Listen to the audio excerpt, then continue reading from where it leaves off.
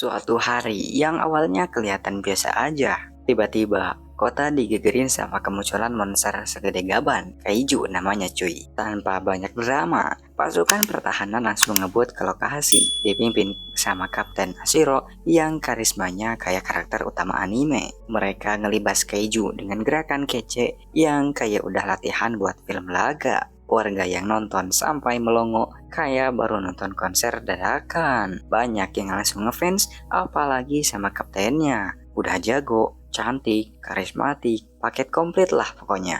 Nah, beda banget sama kehidupan Kafka Hibino. Dia kerja di bagian yang gak kelihatan kamera. Tugasnya bersihin sisa-sisa kaiju abis pertempuran. Kerjaannya tuh mirip kayak kreo bersih-bersih abis festival gede. Cuma bedanya yang dibersihin itu sisa-sisa monster cuy. Hari itu Kafka dapat tugas spesial, yaitu masuk ke dalam tubuh kaiju dan ngurusin bagian paling horor, yaitu ususnya. Kebayang dong baunya kayak apa? Awalnya dia pengen kabur, tapi akhirnya cuma bisa pasrah. Namanya juga cari nafkah kan? Pas balik ke rumah, badan masih beraroma keju original. Kafka rebahan sambil nonton TV.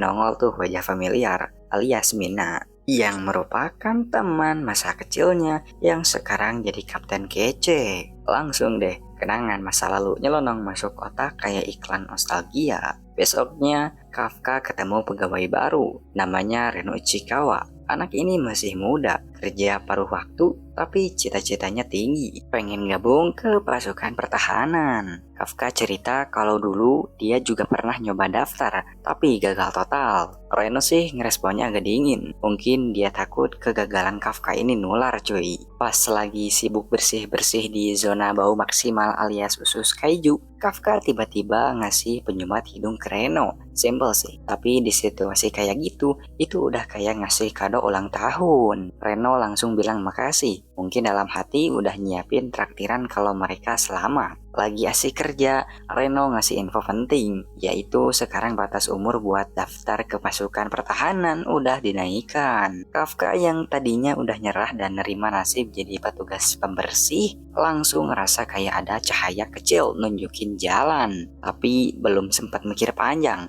tiba-tiba muncul kaiju baru yang ngamuk tanpa permisi. Reno hampir ketelan, tapi Kafka buru-buru nyelamatin dia sambil bilang, "Lo cari bantuan, gue tahan dia dulu." Gayanya udah kayak pahlawan dadakan dari film action kelas menengah ke bawah cuy. Di tengah kekacauan, bayangan masa lalu muncul. Ingat waktu kecil, rumah dan sekolahnya dihancurin kaiju bareng Mina. Dulu mereka janji buat masuk pasukan bareng. Kenangan itu jadi bahan bakar semangat Kafka buat nekat lawan kaiju. Meski cuma bersenjatakan tekad dan badan doang. Tapi ya realita kadang gak seromantis anime. Kafka langsung ditampar monster sampai mantal kayak kardus bekas. Untungnya Reno balik lagi. Anak baru ini ternyata setia kawan juga. Gak ninggalin seniornya digado sendirian. Mereka berdua berusaha nahan serangan kaiju. Dan pas momen udah benar-benar genting, Mina muncul dengan gaya kapten anime sejati. Langsung tebas kaiju itu tanpa perlu banyak ngomong. Setelah situasi aman, Mina nyuruh timnya buat bantu para korban. Kemudian saat di rumah sakit, Reno ngomong serius ke Kafka. Dia bilang Kafka udah nyelamatin nyawanya. Dan dia percaya Kafka punya jiwa pahlawan dan cocok masuk ke pasukan pertahanan. Omongan itu bikin Kafka mikir, apa gue masih bisa dapat kesempatan kedua? Tapi saat niat itu mulai tumbuh, plot twist datang cuy. Seekor kaiju mini tiba-tiba loncat masuk ke dalam mulut Kafka. Dan boom, Kafka berubah jadi kaiju. Buat meyakinkan Reno kalau dia masih Kafka yang dulu, dia coba tersenyum. Sayangnya, senyum versi kaiju itu bukannya ramah, malah kayak senyum penjahat di film horor dan ngebuat pasien lain yang lewat ketakutan. Pas dia nyentuh dinding rumah sakit, dindingnya malah amrol kayak kena gempuran palutor, yang merupakan efek samping badan baru yang overpower. Sebelum diamankan, Kafka dan Reno kabur lewat jendela. Di Di perjalanan, Reno mulai ragu apakah kaiju itu masih Kafka yang asli. Namun, dia malah berubah ke bentuk yang aneh. Tak lama kemudian, Kafka berubah balik jadi manusia. Tapi karena penampilannya sekarang, dia ngerasa udah nggak punya harapan gabung pasukan lagi. Dia pun mulai kehilangan semangat buat nepatin janjinya ke Mina. Saat mau ngumpet, Kafka ngerasa ada sesuatu datang dari bawah tanah. Ternyata itu kaiju lain. Pasukan pertahanan yang lagi nyari dia akhirnya harus membagi fokus buat ngelawan dua kaiju sekaligus. Di lokasi kaiju baru, ada seorang ibu yang ketimpa reruntuhan dan anaknya nyoba nolong. Kaiju itu tiba-tiba nyerang, tapi Kafka langsung nyelamatin si anak. Dengan kekuatannya sekarang, dia bisa ngelahin kaiju cuma dengan tangan kosong. Bareng Reno, mereka nolongin ibu dan anak itu. Pas kaiju itu datang lagi, Kafka langsung ngasih serangan penuh sampai kaiju itu hancur jadi serpihan dan nyepratin darah kemana-mana. Kafka nyuruh anak itu ikut Reno ke rumah sakit dan bilang dia bakal pergi biar nggak bikin takut. Tapi pas dia berbalik, anak itu ngucapin terima kasih. Kata-kata itu bikin semangat Kafka balik lagi buat gabung pasukan pertahanan. Beberapa bulan setelah kejadian itu, Kafka dalam bentuk kaiju dinyatakan sebagai buronan karena jadi satu-satunya kaiju yang belum bisa dimusnahkan. Dia sekarang dikenal dengan nama kaiju nomor 8. Di sisi lain, Kafka dan Reno akhirnya nerima surat bahwa mereka lolos seleksi tahap pertama. Lalu pas Reno mau kasih lihat surat itu ke seniornya, dia panik karena Kafka secara nggak sadar berubah ke dalam wujud kaijunya. Reno buru-buru nyuruh dia balik jadi manusia. Saat Reno ngasih tahu info kelulusan itu, Kafka agak santai dan kurang excited karena biasanya dia gagal di tahap kedua. Meski agak ragu, Kafka bilang dia tetap bakal ikut seleksi karena ini adalah kesempatan terakhirnya di usia 30-an. 10 hari kemudian, seleksi tahap 2 dibuka. Saat mereka sampai di lokasi ujian, tiba-tiba ada cewek yang minta mereka mindahin mobil karena katanya mereka parkir di nomor keberuntungannya, yaitu nomor 55. Karena permintaannya aneh, Kafka nolak. Tapi cewek itu malah mindahin mobilnya sendiri pakai tangan. Kekuatan cewek itu bikin Reno penasaran siapa dia. Ternyata dia juga peserta ujian yang bernama Shinomiya Kikoru. Kafka nggak mau kalah dari Kikoru. Dia buru-buru nunjukin dia juga bisa ngangkat mobil itu sendiri. Kikoru yang awalnya cuma datang buat formalitas malah jadi semangat buat ngelahin Kafka di ujian nanti. Tapi Reno langsung ngomel karena Kafka pakai kekuatan di tempat umum. Padahal itu bisa berbahaya. Ujian pertama dimulai, isinya tes fisik dan keterampilan dasar. Semua peserta harus ngumpulin poin dari tes kebugaran untuk mengukur kemampuan alami mereka. Kafka yang udah beberapa kali ikut tes ini jelas kalah jauh, apalagi usianya nggak muda lagi. Jadi fisiknya makin lemah.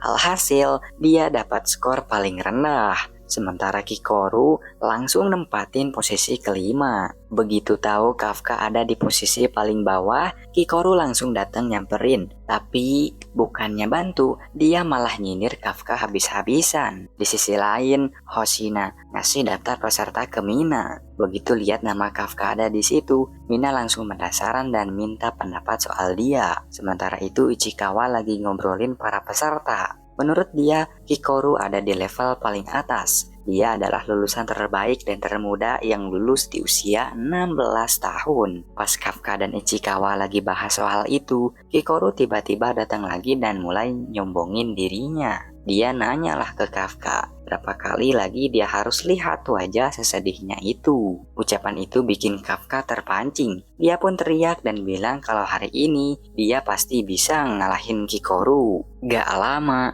setelah briefing kelar, semua peserta digiring masuk ke arena latihan selanjutnya. Di situ mereka bakal diuji nyali lawan kaiju pakai gear spesial dari pasukan pertahanan. Jadi alat tempurnya tuh semacam baju tempur yang terbuat dari otot kaiju asli cuy. Fungsinya buat ningkatin kekuatan fisik penggunanya. Tapi ya hasilnya bakal beda-beda. tergantung seberapa kuat energi tempur yang bisa lo keluarin. Pas satu persatu mulai pakai setelan itu, hasil pengukurannya langsung keluar. Si Reno dapat angka 8%, lumayan lah buat pemula. Tapi si Kikoru gila banget, langsung tembus 46%. Yang lainnya juga kebanyakan nyampe di atas 10%.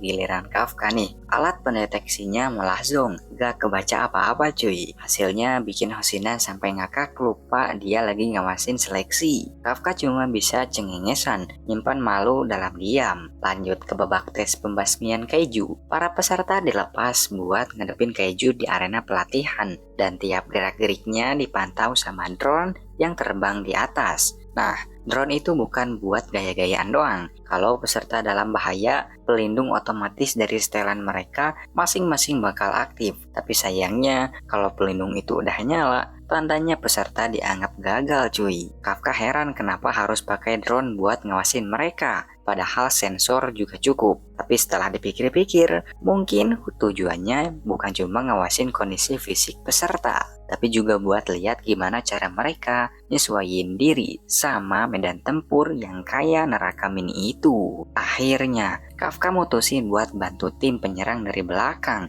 Sebagai mantan pembersih, dia tahu banyak titik lemah Kaiju. Tapi pas dia lagi jalan ke tempat lain, tiba-tiba ada Yoju yang nyerang dia. Serangan itu cukup parah sampai Kafka cedera sehingga para pengawas nyaranin Kafka buat mundur.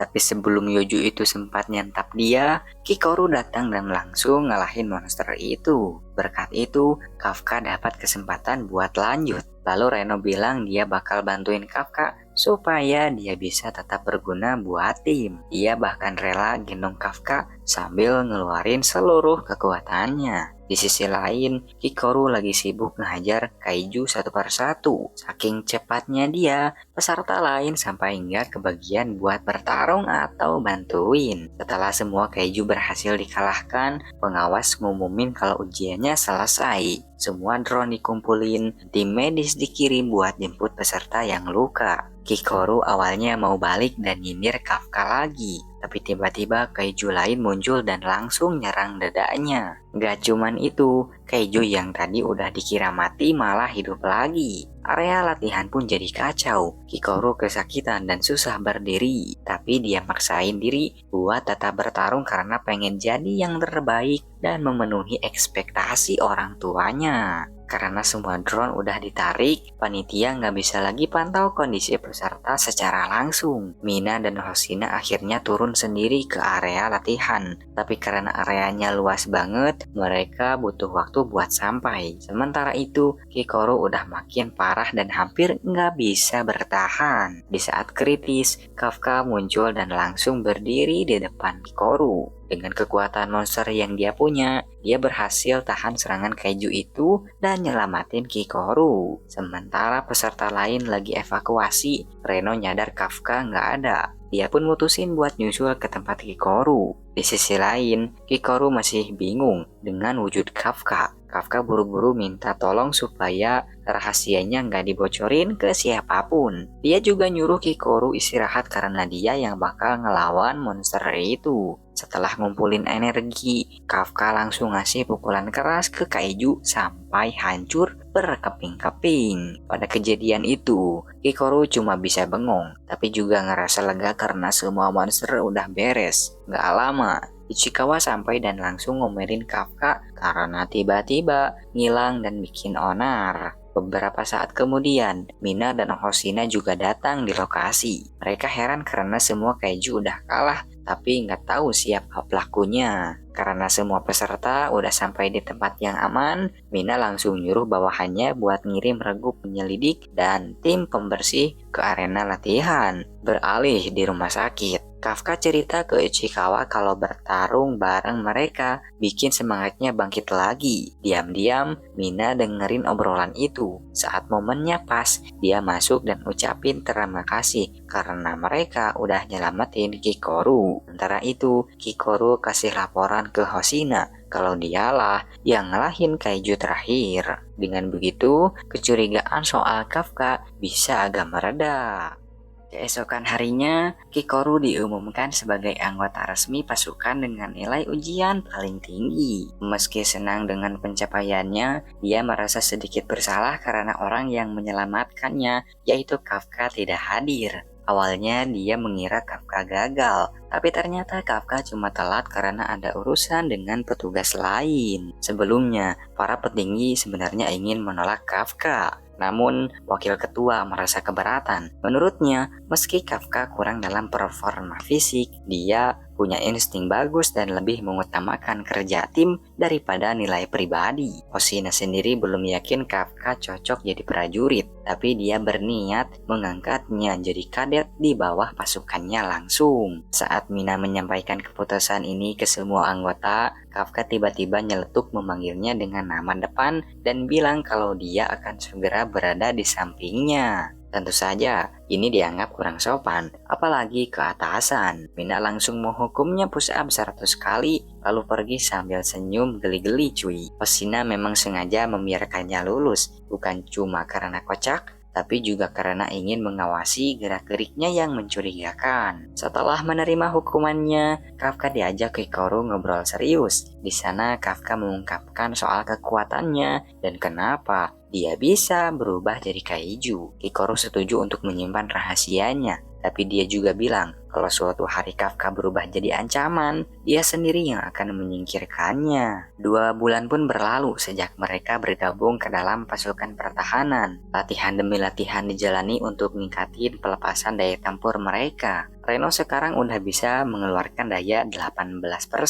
Kikoru malah naik jadi 55% dan bisa menembak semua target dalam sekejap. Lalu Kafka gimana cuy? Yaps, dia seneng banget karena akhirnya mampu tembus 1%. Meski kecil, dia tetap pamer ke Kikoru yang cuma melirik tanpa antusias. Lalu Hoshina memperingatkan kalau dalam 3 bulan kemampuan Kafka nggak naik lagi, dia bisa dikeluarkan. Malam harinya, mereka semua mandi bareng. Saat ditanya alasan gabung pasukan, rata-rata bilang karena kagum sama Mina. Pas Kafka bilang dia teman masa kecil Mina, mereka langsung iri dan penasaran sama hubungan pribadinya. Keesokan harinya, latihan dilanjutkan. Saat yang lain istirahat, Kafka memilih belajar di tengah waktu luangnya. Dia ingin mengejar Mina, tapi untuk itu dia harus bisa menyusul bahkan menggantikan posisi Hoshina sebagai wakil kapten. Namun tiba-tiba alarm darurat berbunyi. Misi pertama Kafka dimulai. Di pusat komando, Mina dan para perwira menyiapkan strategi sambil menunggu proses evakuasi. Tak lama para pasukan pun segera dikerahkan. Dalam perjalanan, Kikoru memperhatikan Kafka dan berharap dia tidak bikin malu. Tapi baru juga mulai, Kafka sudah mabuk perjalanan. Pas nyampe di lokasi, Hoshina langsung ngasih briefing. Intinya, kaiju utama bakal diurus langsung sama Kapten Ashiro. Sementara mereka semua disuruh fokus ngelibas yoju-yoju kecil yang jumlahnya gak kalah ngeselin. Buat Kafka, ini tuh momen yang udah dia tunggu sejak lama cuy. Saat yang lain pada tegang, dia malah semangat banget kayak mau masuk taman hiburan. Gak butuh waktu lama, para yoju mulai bermunculan satu persatu. Tanpa banyak basa-basi, tim langsung tancap gas ke medan tempur. Di sisi lain, Kapten Ashiro lagi siapin tembakan buat nahan laju si Honjo. Tentara dari pihak militer juga bantuin dengan ngehajar pakai misil segala, biar gerakan monster utamanya melambat. Sementara itu, di timnya Hoshina, ada aja senior yang ngeremehin para pemula. Tapi Kikoru nggak tinggal diam. Dia langsung buktiin kemampuannya dengan ngebabat habis Yoju sendirian cuy. Gak cuma dia, para anggota baru lainnya juga unjuk gigi. Aksi mereka bikin beberapa senior yang awalnya songong jadi mingkem. Minder sendiri lihat kemampuan para anak baru. Nah, gimana Kafka? Dia awalnya cuma bisa sembunyi di belakang, ngumpet dari serangan, tapi dia sadar daripada cuma numpang nama, mending nyari cara lain buat bantu. Karena belum ada yang tahu kelemahan Yoju-Yoju ini, Kafka inisiatif buat ngamatin gerakan mereka. Gak cuma itu, dia juga nyebarin info soal titik lemah monster ke semua unit lewat komunikasi. Hoshina yang dapat laporan itu langsung ngasih apresiasi cuy. Menurut dia, data yang Kafka kumpulin itu gak cuma ngasih tahu di mana Yuju bisa dilumpuhin, tapi juga cara supaya mereka gak bisa berkembang biak lagi. Jadi kontribusinya lumayan gede, meskipun Kafka belum ngeluarin tenaga tempur secara langsung. Sementara itu, Kaiju utama sudah sampai ke garis depan. Tim Ashiro menghujani kakinya dengan serangan agar gerakannya melambat. Begitu Kaiju berhenti, Mina maju dengan senjata khusus dan daya tempur di atas 90%. Sekali tembak, dia membelah Kaiju itu jadi dua. Bahkan dia bisa mengulanginya sampai musuh benar-benar musnah. Hoshina menyuruh Kafka memperhatikan Mina baik-baik. Kalau ingin berdiri di sisinya, kekuatan Kafka harus setara dengannya. Kafka nanya balik, apakah Hoshina bisa sekuat itu juga? Ternyata tidak. Daya tembak Hoshina rendah, tapi dia punya kemampuan lain yang tidak dimiliki Mina. Dia lebih unggul kalau harus melawan Kaiju berukuran kecil. Di lokasi lain, Reno dan Iharu berhadapan dengan pria mencurigakan. Saat didekati, pria itu malah kesal karena Yoju itu semua gagal berkembang biak. Iharu memperingatkan dia untuk pergi, tapi pria itu malah berubah jadi Kaiju dan langsung menyerang. Reno kaget karena mengenali wujudnya. Kaiju itu adalah Kaiju yang muncul saat ujian pertamanya dulu. Reno coba hubungi markas, tapi sinyal terputus karena Kaiju ini bisa memblokir komunikasi. Dia ingat Kikoru pernah kasih tahu cara menghindari serangannya, yaitu dengan memperhatikan gerakan jarinya. Reno menyuruh Iharu kabur dan minta bantuan. Meski takut, dia tetap bertarung untuk melindungi temannya. Saat menjauh, Iharu merasa iri. Dalam 2 minggu, Reno berubah drastis, sementara dirinya stagnan. Dia nggak rela dilindungi, jadi dia kembali membantu bertarung. Berkat bantuannya, Ichikawa terhindar dari serangan fatal. Tapi karena Iharu sudah terluka, dia memilih jadi umpan agar Ichikawa bisa melancarkan serangan pamungkas. Sayangnya, serangan itu pun belum cukup. Kaiju tersebut beregenerasi, langsung menyerang balik hingga membuat mereka berdua tumbang.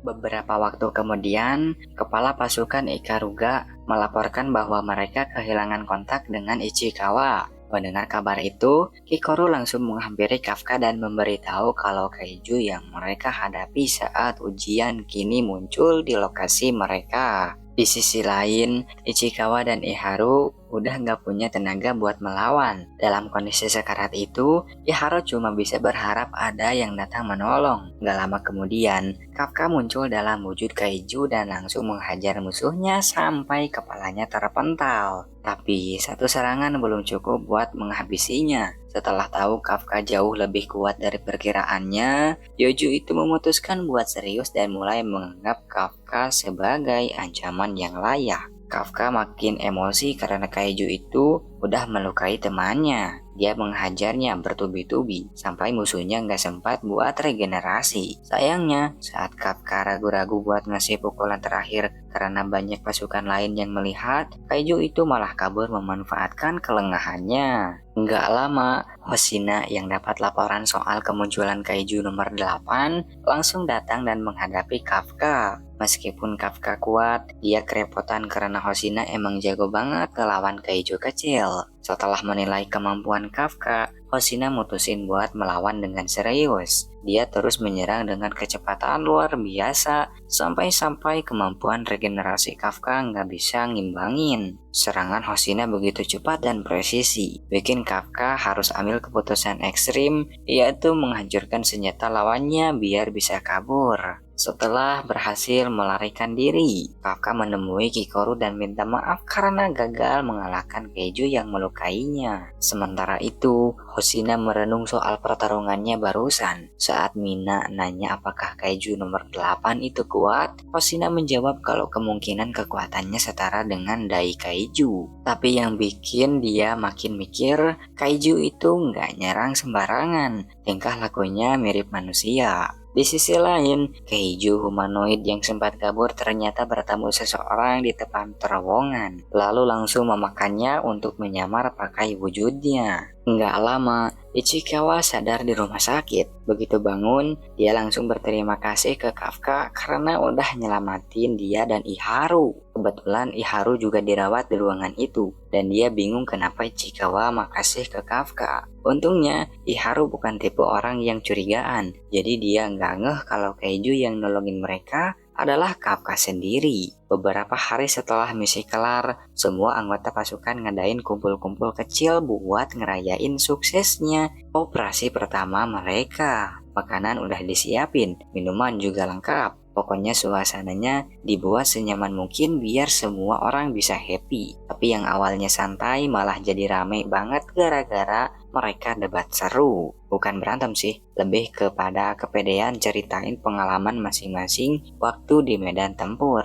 Kafka juga ikutan nimbrung dan ngeluarin unek-unek. Dia kesel karena ngerasa gak dianggap padahal umur dia paling senior. Tapi ya gitu, semuanya cuma terlalu antusias aja. Bukan karena beneran ribut. Di tengah keramaian itu, Hoshina tiba-tiba ngumumin sesuatu yang bikin suasana langsung berubah. Kafka secara resmi dinaikin statusnya jadi petugas umum coy. Ternyata kontribusinya waktu misi kemarin dipandang penting banget. Kafka langsung sumringah. Senangnya bukan main, teman-teman pasukannya juga ngasih selamat. Kelihatannya mereka emang tulus bangga sama pencapaian Kafka ini. Besoknya, acara pelantikan resmi pun digelar. Dan yang ngelantik bukan orang sembarangan, langsung dari Mina sendiri. Tapi seperti biasa, Mina gak asal puji. Dia ngasih peringatan keras ke Kafka, yaitu jangan dulu ngerasa keren sebelum benar-benar bisa berdiri dan bertarung bareng dia di lapangan. Kata-kata itu bikin hati Kafka kebakar semangat lagi, apalagi dia gak nyangka Mina ternyata masih ingat sama janji masa kecil mereka berdua. Malamnya, Kafka sempat ngeliat Hoshina lagi latihan sendirian, tapi kelihatan jelas itu bukan latihan iseng. Gerakannya kayak lagi niru ulang pertarungan lawan Kaiju, persis waktu dia dulu ngelawan Kafka. Dari situ, kelihatan banget kalau Hoshina masih belum bisa nerima kenyataan. Dia pengen banget bisa ngelahin Kaiju nomor 8 dengan kemampuannya sendiri cuy. Pas semua orang lagi istirahat,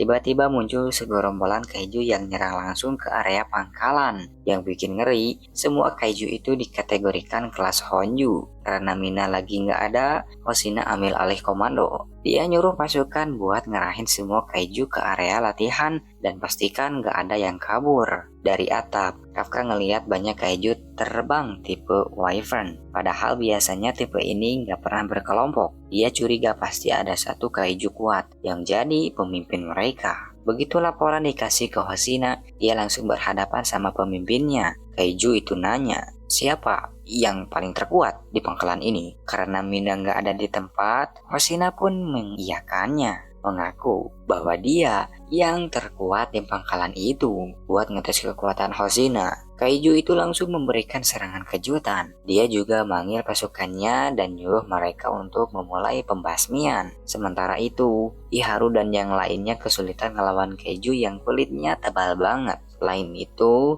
info dari Kafka juga kurang membantu karena Kaiju-Kaiju ini kerja sama satu sama lain. Untungnya, Kikoru datang bawa senjata barunya, yaitu kapak besar yang bisa ngeluarin gelombang kejut. Senjata ini dibuat khusus buat Kikoru karena dia punya daya tempur tertinggi ketiga. Bahan dasarnya diambil dari Honju yang dikalahkan 2 tahun lalu. Di sisi lain, Ichikawa berhasil menjatuhkan Kaiju terbang pakai amunisi pembeku. Kikoru yang lihat itu ngajak dia kerjasama biar pembasmian makin efisien. Sementara itu, Hoshina terus memancing lawan ke area latihan. Setelah cukup jauh dari rekan-rekannya, dia melepaskan daya tempurnya sampai 92%. Ketika salah satu rekannya dalam bahaya, Kafka langsung datang menolong. Minase yang lihat itu ngira Kafka udah jago pakai baju tempurnya. Padahal Kafka cuma ngubah bagian tubuhnya doang buat gerak lebih cepat. Di tempat lain, Kikoru dan Ichikawa makin kompak dalam kerjasama mereka. Kafka yang lihat itu makin termotivasi buat latihan lebih giat. Sementara itu di area latihan, Hoshina sendiri nggak terlalu kesulitan ngelawan kaiju pemimpin tadi. Dengan teknik pedang yang diturunkan keluarganya, dia bisa ngebuat lawannya susah gerak. Tapi karena regenerasi kaiju itu super cepat dan intinya belum dihancurin, dia malah jadi makin gede dan makin kuat dari sebelumnya.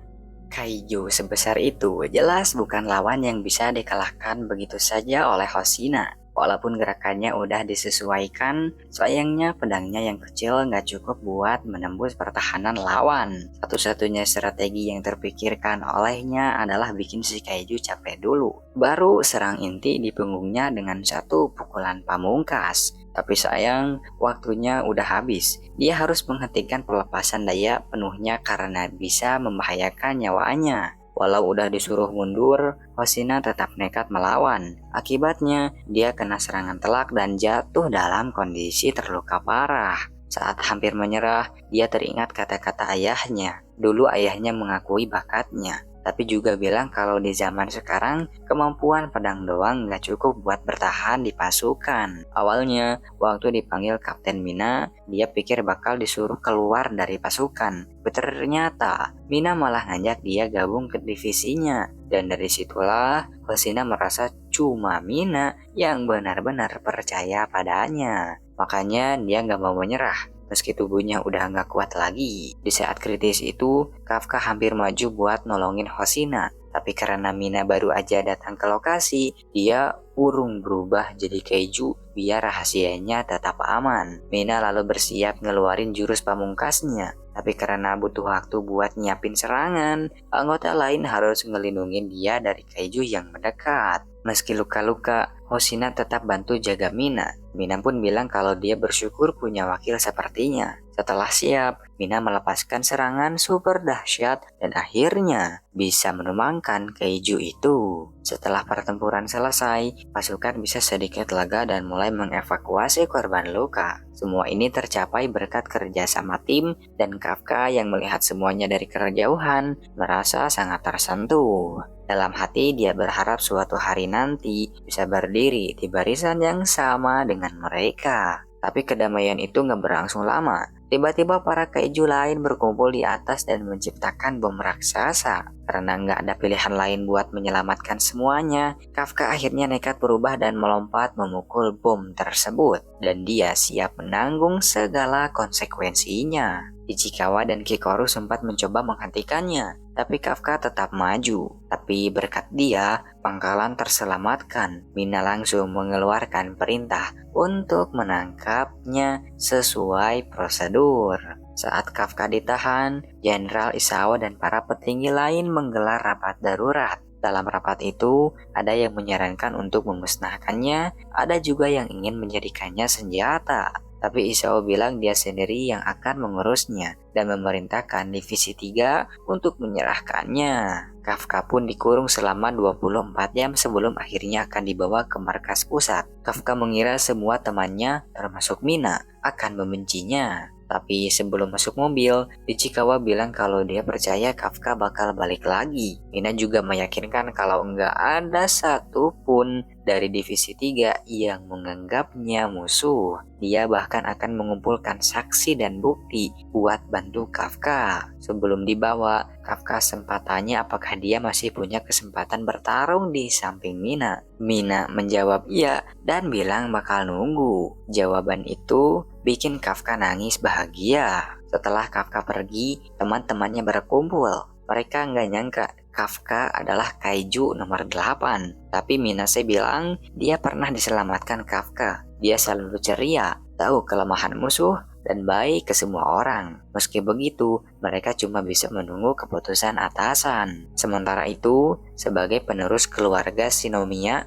Kikoru sampai memohon ke ayahnya, yaitu Jenderal Isao, buat batalkan eksekusi Kafka. Tapi Jenderal tetap menganggap Kafka sama seperti kaiju yang dulu pernah membunuh ibunya. Meski begitu, Kikoru tetap percaya pada Kafka. Di sisi lain, Mina memindahkan beberapa bawahannya ke divisi lain. Awalnya mereka kira itu gara-gara Kafka, tapi Ichikawa menerima keputusan itu dengan lapang dada. karena dia yakin seniornya bakal kembali. Keesokan harinya, Jenderal Isao sendiri datang ke sel Kafka dan menyuruh penjaga melepas semua pengaman. Kafka kira Isao bakal dengerin penjelasannya, tapi ternyata Isao langsung nembak dan ambil sampel darahnya. Dia langsung mengenakan armor dari kaiju nomor 2, salah satu kaiju mematikan yang dulu pernah menghancurkan kota. Tampaknya dia berniat untuk menghancurkan Kafka dengan tangannya sendiri. Serangan Jenderal Isao sangat mematikan. Tiap pukulan menciptakan ledakan suara yang berbahaya. Kafka harus terus menghindar karena nggak sanggup melawan kecepatannya. Pada akhirnya, kaiju di dalam tubuh Kafka mengambil alih sepenuhnya. Sejak seniornya ditangkap, Reno memperbanyak latihannya. Dia ingin menjadi kuat secepat mungkin agar bisa melindungi seniornya. Hukuman terhadap Kafka akan diputuskan hari ini. Karena itu, untuk mengurangi kegelisahan temannya, para senior mengatakan kapten pasti akan membawa kabar baik dari markas besar. Di sisi lain, kaiju yang ada di dalam tubuh Kafka mulai kehilangan kendali cuy.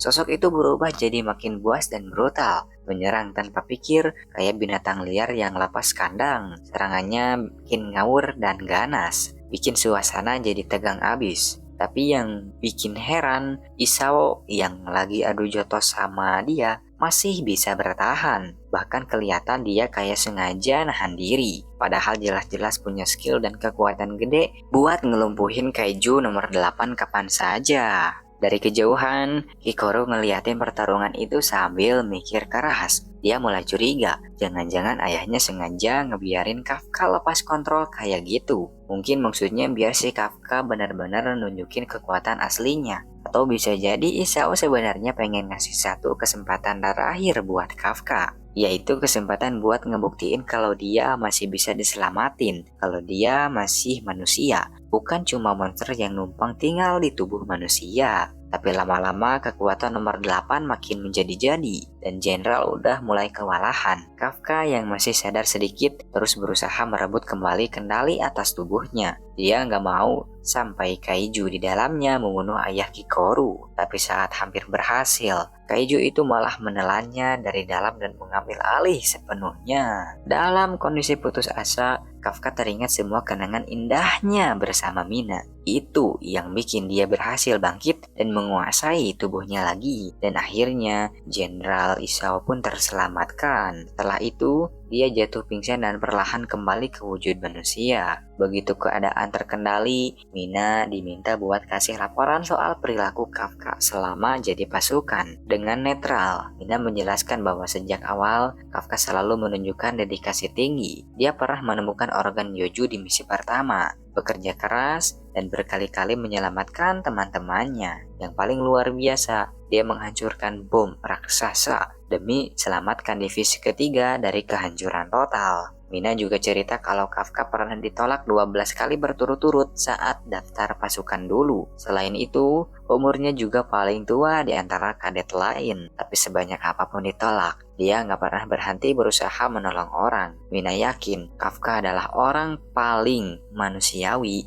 yang pernah dia kenal. Dan kepercayaan pada Kafka seharusnya dilihat dari hatinya. Habis dapat laporan lengkap soal kondisi Kafka, akhirnya Jenderal Isao mengambil keputusan besar cuy. Dia mutusin buat gak langsung menghukum mati Kafka. Walaupun banyak pihak di dalam pasukan yang gak setuju, dia punya pandangan beda. Buat Isao, Kafka masih punya potensi buat jadi senjata penting buat manusia, buat ngelawan para kaiju yang makin hari makin brutal dan makin sering muncul. Tapi karena keputusan ini cukup kontroversial, status hukum Kafka pun digantung dulu. Bukan berarti dia bebas, tapi juga gak langsung disingkirin. Intinya, Kafka dikasih waktu dan kesempatan buat buktiin kalau dia masih bisa diandalkan. Bukan sebagai ancaman, tapi sebagai pelindung umat manusia. Jadi, hidupnya sekarang kayak di ujung tanduk cuy. Satu langkah salah bisa jadi akhir cerita. Meski situasinya masih serba nanggung, kabar ini cukup ngelegain buat teman-temannya. Setidaknya, Kafka belum dijatuhin hukuman berat dan mereka masih punya harapan buat ngelihat dia berdiri bareng mereka di garis depan. Harapan kecil itu udah cukup buat bikin mereka bisa bernapas lebih lega. Walau mereka juga tahu Perjalanan Kafka belum selesai dan masih panjang banget cuy.